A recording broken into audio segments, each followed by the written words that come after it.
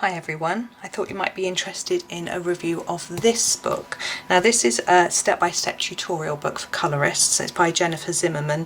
This is her second book. I haven't got her first book, but she also has colouring books that you can buy, but I just bought this book because I wanted to learn some of the techniques in it. So it's called The Secrets of Colouring 2.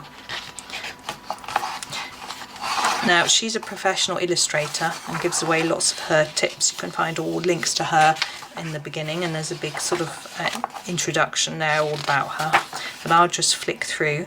Now she talks a little bit to start with about blending, about pens, mixed medias, trends and things like that. And then she starts talking about hacks to save things, cheapening things, that sort of thing. And then she talks about pencils and choosing different brands of pencil. And she talks about different techniques that you can use in different things. And then we actually go on to the tutorial. So firstly she tells you how to do a black background with a starry sky. So it's quite simply a black marker with a white pen. But then we get to a more complex background here, which is multiple colours of pencil. She uses polychromos for this particular background, but you could convert them and use any pencil set you like. You can see what I tend to do is look them up online on a site that sells them, find out what they look like and then pick an equivalent. I do have the polychromos, but when they're for a pencil set that I don't have, that's what I do. Now this one is a lovely one. This is part of the reason I bought the book, was for this really pretty parcel. This sort of metallic ribbon that's on the parcel is so pretty. But I've actually had a go at it, and it was really impressive. I was really pleased with the result that I got, and I did it the first time that I tried it. Now here we've got a bokeh background. A lot of people like to know how to do these, so there's an idea. Now this is some ideas for backgrounds, but they haven't got lots of detail. They just tell you which colours to use, so you can just copy them. So that's quite an interesting thing to try. And this section talks about light and dark. So it gives you different information about shadows and dark and how things look in different backgrounds. And here we talk about light, but we learn through colouring this chocolate rabbit.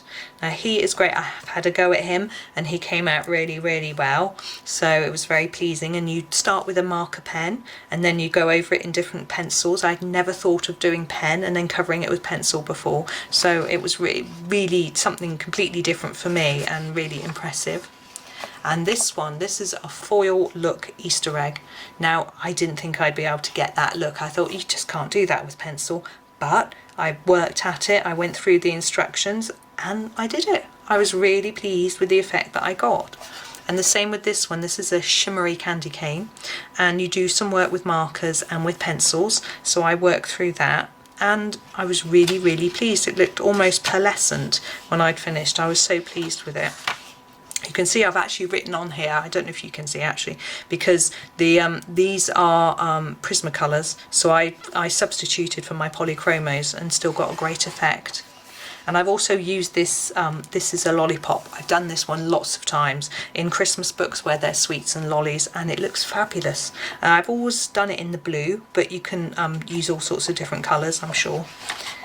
And this purple heart lollipop as well, I've done a few times. I've done for a round lollipop, but so I just slightly converted the instructions, but it came out so well. And here it's harder to see. We've got a candy corn and a candy heart. I've done the heart a few times. I haven't done the corn. We don't really do candy corn in the UK. And then this is a gummy bear. I've had a go at him as well. He was fun. Now we get fabric. We get shoes. Really interesting, something that perhaps you don't think of, but they look absolutely fantastic. I haven't tried the shoes. It's not something that has appeared in any of the books that I've been using. And here is the detailed instructions on how to do the bow on the parcel. And a gingerbread man. Now I use this one a lot whenever I have a gingerbread man in a picture to do, and it looks so real. The little tiny dots on it, they're amazing. I really love doing that one. And here we have some ornaments and how to get the shine right. It's really, really good. And this shows some other techniques for getting shine onto things where you use glitter, things like that. Now this is how to do this tunic. I don't colour a lot of people, so I haven't used this one, but it looks really good. And here we've got eyes. Now I have practiced these eyes here. This is my eye here, I've had a go at it, and it worked really well. I really liked it. I didn't have the right colours, but I had a go and it was great fun. And here we have skin tones, lots of different skin tones. So as again, I don't do a lot of skin, so I haven't tried these, but they look really impressive. And you've even got a sort of glowing, strange bluish coloured skin, which is quite fun. And now we talk a little bit about grayscale colouring and getting vibrant images from this particular mushroom, which looks, wow, looks fantastic. And here we have a bird of paradise flower. Again, I haven't tried this one, but I must have a go at it. This looks great. And a sort of butterfly type effect using pencils and Posca pen. And a fish. I haven't tried this fish either, but he looks fantastic. I really got the book for the Christmas things. We've got a dragonfly, which I really ought to have a go at it. And we've got a lotus flower, which is ever so pretty.